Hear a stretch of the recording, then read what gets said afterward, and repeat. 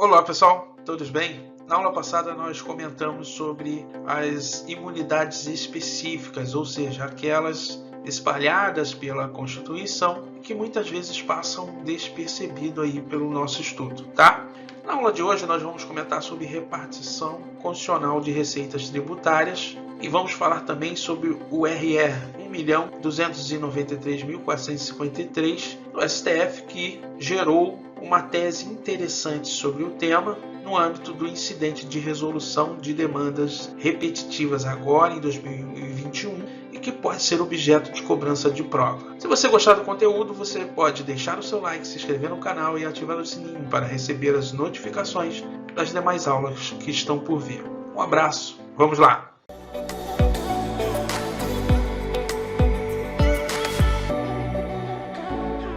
Vamos lá, pessoal, vamos trabalhar, olha só.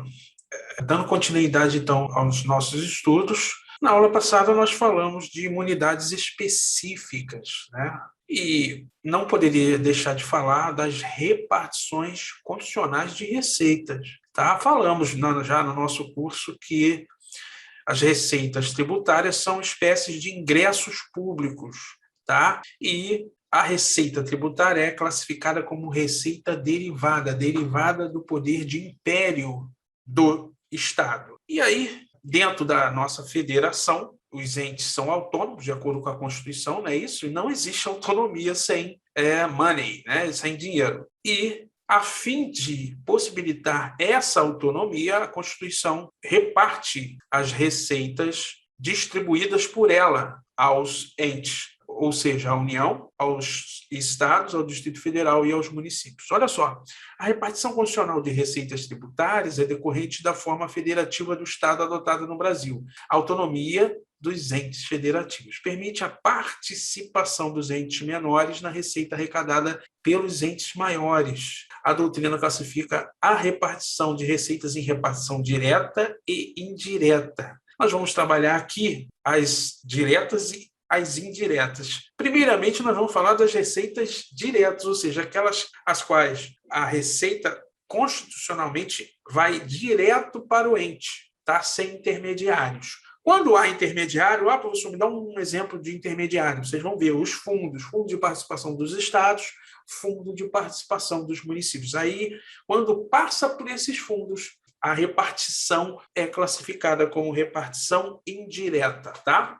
Olha só, a repartição de receitas é basicamente de impostos e CID dos combustíveis. Não se aplica essa repartição às taxas, às contribuições de melhoria, aos empréstimos compulsórios e às contribuições tributárias, contribuições sociais, por exemplo, contribuições especiais, contribuição de iluminação pública, tá? Dando um exemplo, nós podemos falar que o imposto de importação e o imposto de exportação não são repartidos, tá? Não são todos os impostos que são repartidos, nem todas as espécies tributárias, a exemplo de taxas e contribuições de melhoria, tá? Começando aqui, pessoal, com a transferência direta, portanto, repartição direta de receitas feitas pela União aos estados e Distrito Federal. Olha só, 100% do produto da arrecadação do imposto de renda incidente na fonte sobre os rendimentos pagos a qualquer título pelos estados, Distrito Federal, suas autarquias e fundações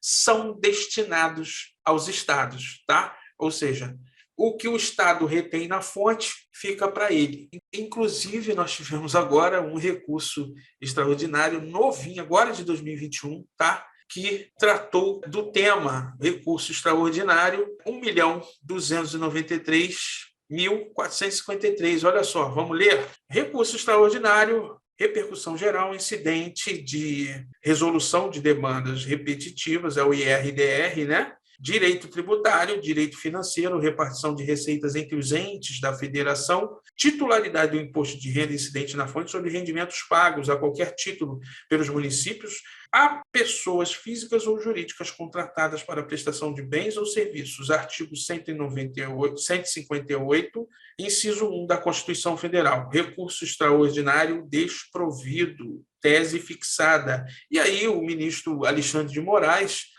fixou a seguinte tese, que beneficiou, portanto, os municípios.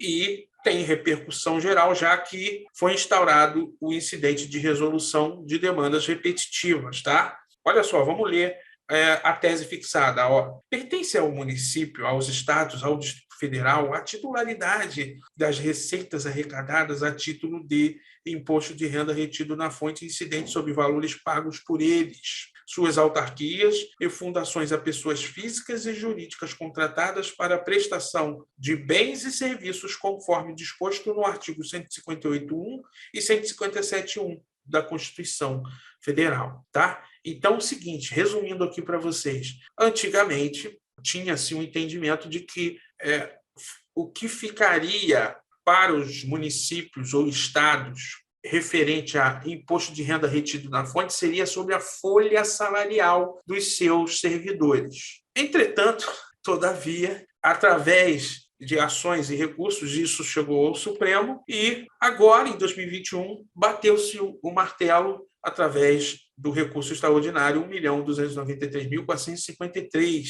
tá? Dizendo que não é só o imposto de renda retido na fonte sobre a folha de salários, e sim também sobre os valores pagos a prestadores de serviço e vendedores de mercadoria, sobre os quais esses entes também podem reter, dependendo do caso, da legislação, né, o imposto de renda. Esse valor também seria dos municípios, dos estados ou suas respectivas autarquias e fundações. Tá bom? Então, preste atenção nisso, que isso com certeza vai cair em prova e você tem que saber, tá bom? Continuando, pessoal, olha só. 30% do IOF ouro, ou seja, o ouro, quando definido em lei como ativo financeiro e instrumento cambial, fica para o estado de origem, tá? Então, também é outra repartição direta. 20% do produto da arrecadação de impostos residuais instituídos com base no artigo 154, inciso 1 da Constituição, tá? 20% se a União instituir impostos residuais, 20% dessa arrecadação será diretamente repartida com os estados. 29% do produto da arrecadação da CID combustível, artigo 159, inciso 3 da Constituição, tá bom?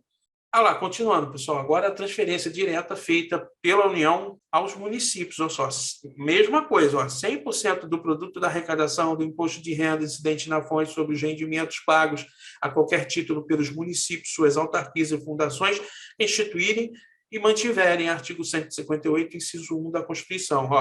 50% do produto da arrecadação do imposto sobre a propriedade territorial rural relativamente aos imóveis neles situados.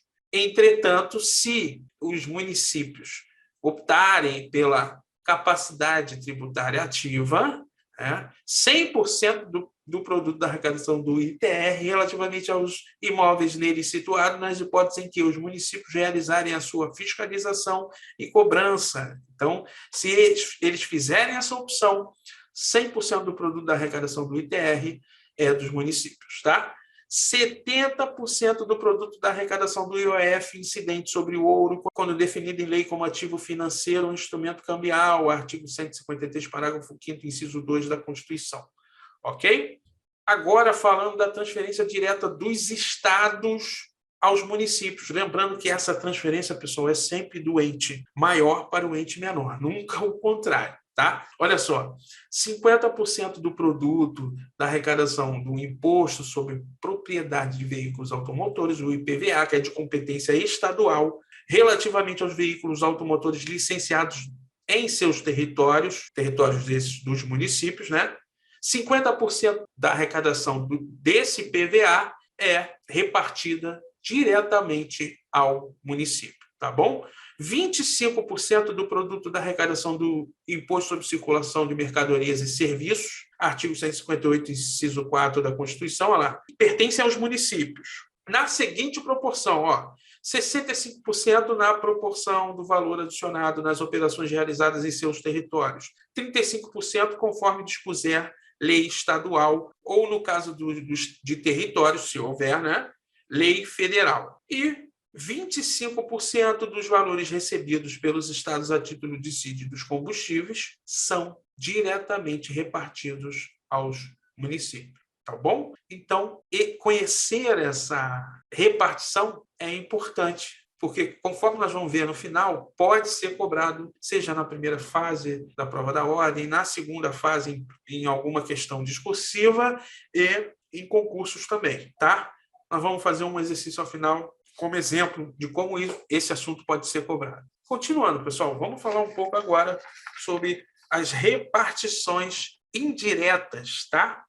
Eu trouxe um quadrinho aqui, tá aí para vocês, olha só. Ele ilustra bem como que é feita a repartição. Esse quadrinho vai estar disponível na nossa comunidade, tá? Eu vou estar lá, vou colocar lá para vocês. Olha só, o imposto de renda, ainda falando sobre, resumindo, né, as repartições diretas, ao imposto de renda, 100% aos estados sobre os pagamentos que fizerem e retiverem o imposto de renda, 100% aos municípios, conforme nós já lemos aqui, né?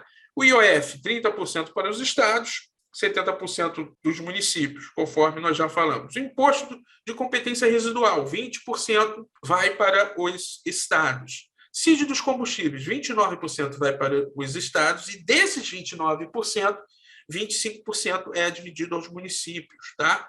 O ITR, ser fiscalizado e cobrado pela União, 50% é dos municípios. Ser fiscalizado e cobrado pelos municípios que optarem, 100% é do município, tá? O IPI, 10% vai para os estados, e desses 10%, 25% vai para os municípios, tá? Agora, trazendo para os estados, o IPVA, 50% vai para os municípios, na proporção dos carros licenciados em tais municípios, tá? O ICMS, 25% vai para os municípios, sendo 65% pelo valor adicionado, 35% conforme dispuser lei estadual, tá? Agora sim, as transferências ou repartições indiretas, olha lá, o imposto de renda, tá? Mais IPI, olha lá, 21,5% vai para o Fundo de Participação dos Estados, 22,5%, mais 1% incluído pela Emenda Constitucional número 55 de 2007, mais 1% incluído pela Emenda Constitucional 84 de 2014 e mais 1% incluído pela Emenda Constitucional número 112 de 2021. Portanto, 25,5% vai para o Fundo de Participação dos Municípios. Professor, por que você colocou separado? Porque você pode encontrar questões, vocês estão vendo que aos poucos os municípios estão ganhando mais autonomia, mais dinheiro é mais autonomia. Entretanto, tem que saber que esses últimos 3% que nós falamos tem essas datas aí de inclusão via emenda constitucional, tá? Mas o valor que vai para o fundo hoje é 25,5% do total arrecadado com o imposto de renda mais IPI da União, tá? E por fim, pessoal, 3% constitucionalmente instituído para o Programa de Financiamento do Setor Produtivo das regiões Norte, Nordeste e Centro-Oeste, tá? Totalizando uma repartição de 50%, tá? Conforme indicado aí na nossa ilustração, tá bom? Agora, pessoal, visto isso, vamos para uma questão que mostra como isso pode ser cobrado na prática. Olha lá, pessoal, se você ainda não teve contato, nunca estudou essa parte do direito tributário, se você está aprendendo ou se você está revisando, isso aqui é uma ótima forma de você visualizar como que isso pode ser cobrado e como que você pode otimizar o seu estudo, tá? Então, essa ilustração aqui otimiza bastante aí o seu estudo. Olha só, questão da Fundação Carlos Chagas, tá? Adaptada, por quê? Porque vocês viram que os índices foram alterados, né? Inclusive 1% agora em 2021, via emenda constitucional número 112, tá?